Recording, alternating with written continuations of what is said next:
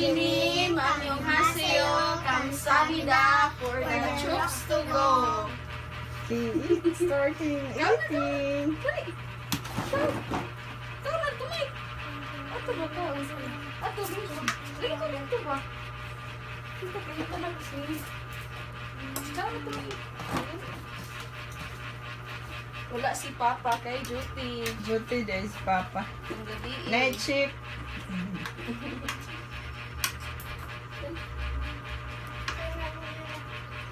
Kamay. Gutom kay kumaoy. Sakit na kaya akong ulo. Okay, bye-bye. Bye-bye. Thank you. Trigo. Yung Chulnim, annyeonghaseyo, kamsahamnida for the chooks to go. Okay, start eating. Start eating. Yan, kaon.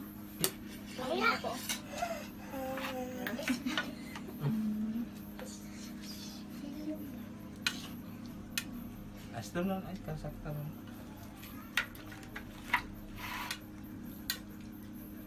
Kaon na ka. Ah, okay. Potato. Ha? Ah, Kali mo haon. ganay. Mahalisa. Mukhang Luida rin usan.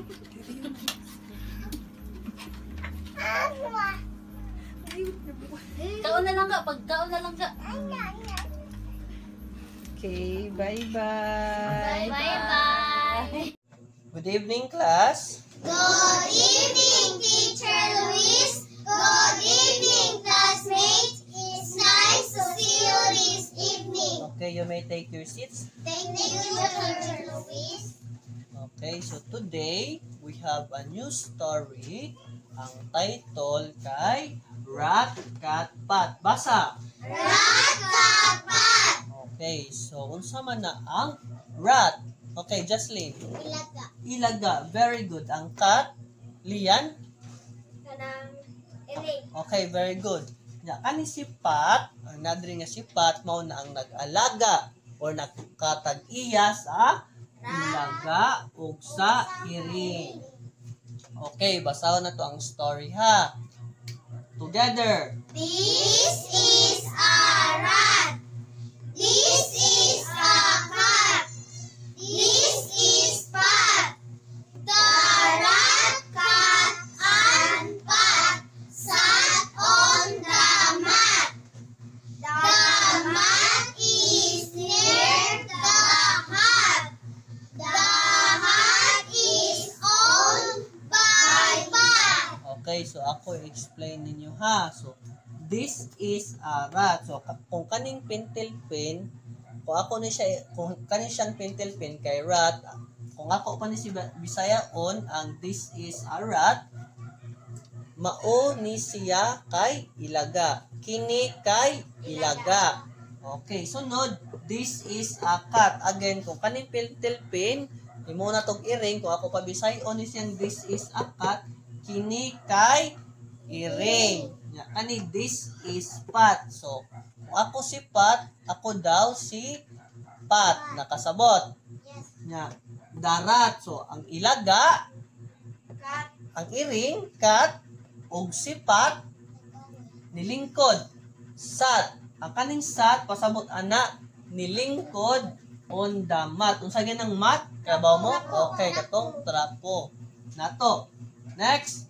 The mat o ang mat ko no, ang trapo is near. Unsa man ang near, sir? So ang near is duol. Ha? Unsa na ang near? Doon. Duol, ha, duol. Sa Tagalog malapit.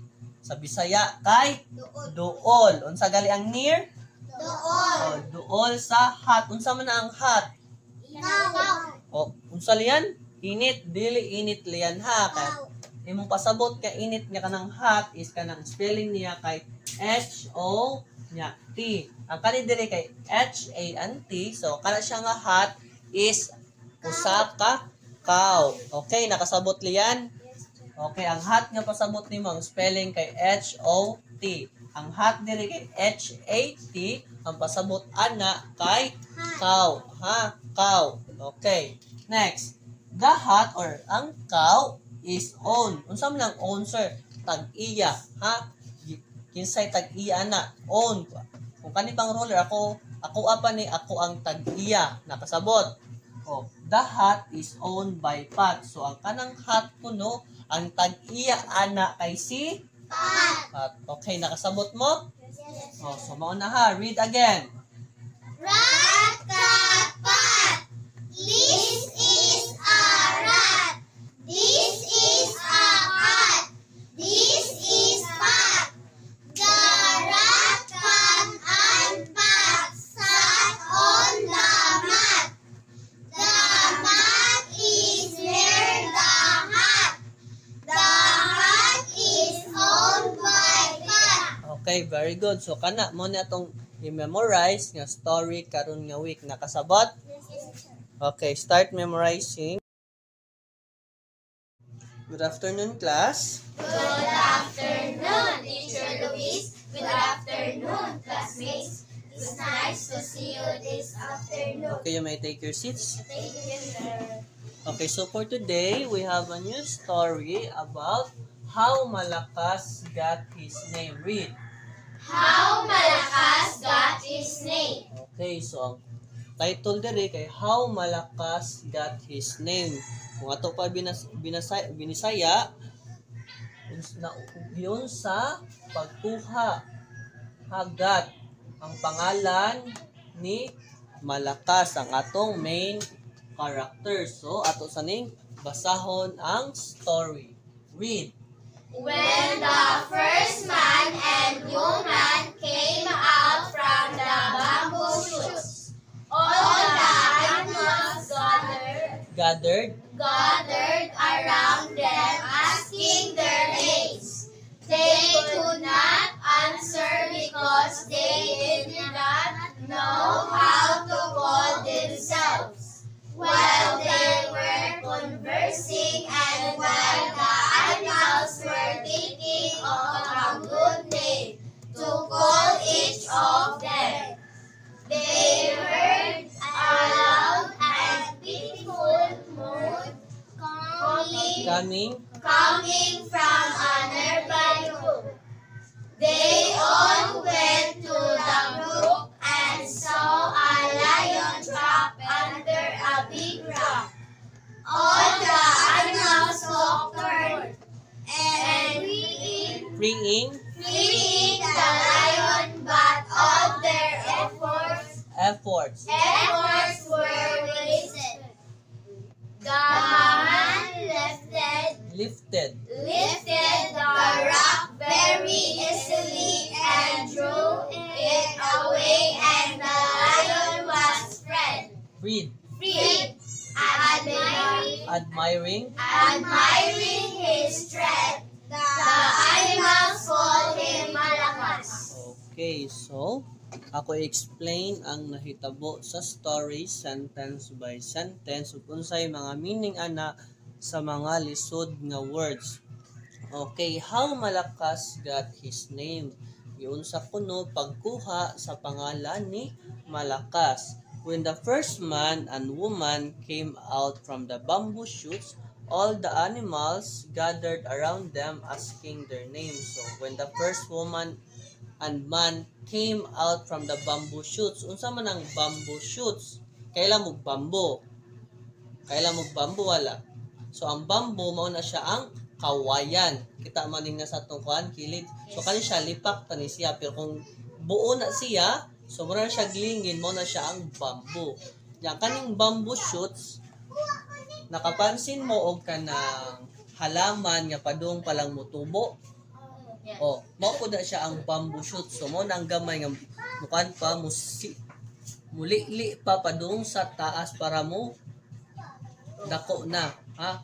Mo dako na ang bamboo shoots o ang bamboo. Kung plants pa, sprout pa ang kanang sprout pa ang kanang dahon. So, ni-sprout pa siya, padung pa siya gamay. Kung sa bata pa, kung padung pa pagpanganak na to, or na pa mo sa tiyan sa inyong mama, so padung pa mo gawas. So mao na siya bamboo shoot. So kana siyang padung paggamay pa siya nga kuan sa bamboo. So akan all the animals gathered. So ang kanang gathered is kanang nagtapok. So ang paggawas kuno sa first woman o first man, ang tanang hayop nag-gathered, nagtapok sila around them asking their names. So nangutana sila unsay pangalan sa first man and woman come out from the bamboo shoots. So they could not answer because they did not know how to call themselves. So wala sila ka-answer. Wala sila ka-answer sa pangutana kay wala pud sila kay baw kung unsay itawag sa ilaha mo nang themselves. While they were conversing, unsa man ang conversing?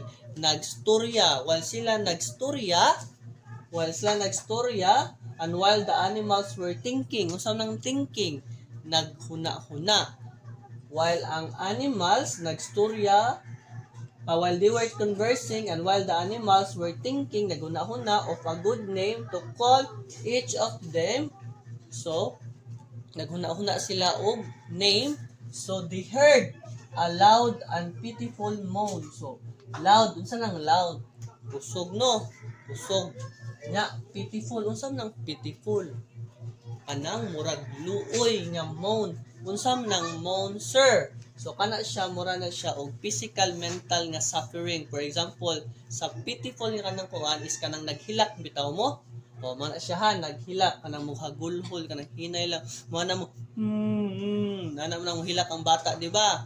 So, mana siya ang pitiful moan coming from a nervy brook. Sir, unsa man ang brook, sir? So, mura siya og river. So, gamay na siya nga river, ha? Kailan mo river? Yes. Unsa ang river? Sa Tagalog. Nag-start og letter I. Ilog. Okay, very good. Ilog. So, gamay nga ilog ang kanang brook, nervy brook. They all went to the brook. So, tanan kuno sila niadto sa gamay nga ilog. So, nervy brook. And so, a lion trapped under a big rock. Unsa man ang under a big rock, sir? So, ang lion is nadatugan og dako nga bato. So, under man. So, ubo. So, kung mao ni ang lion, so mao ni ang bato, so, nadatugan ang lion. So, all the animals took turn in freeing the lion. So, all the animals kuno nagpuli-puli sila. Unsa man? Freeing. Unsa man pa pag-free sa lion nga datugan, ilang arsahon ang bato. Diba? Kung madatugan ta, ato man jud arsahon ang nakadatog sa to or ang nabutang nga nadatugan ta. So, but all their efforts were wasted. So, tanan ilang kahago kay nasayang ra. Muna ang wasted. Nasayang ra ang ilang tanang kahago. So, the man lifted the rock. So, katukunong lucky first man, the man lifted the rock very easily. So, naarsa sa man ang bato. Very easily. Sayon ra kaayo. And kanang lifted, mo nang padong arsa. Mo nang arsa ha. Lifted is arsa. Lifted and threw it away. So, gilabay ang bato palayo. And threw it away man palayo ha. And the lion was freed. So, ang lion is nakabuhi na. So, wala na tong nakadatog niya nga dako nga bato. So, admiring his strength. So, ang mga hayop, i-admire nila. Saan nang admire, sir? Saan nang admire? Anyone? Saan nang admire? Bisaya, okay ra, admire. Letter H nag-una. Hinahangaan mo nang admire ha. Hinahangaan ang lalaki ha.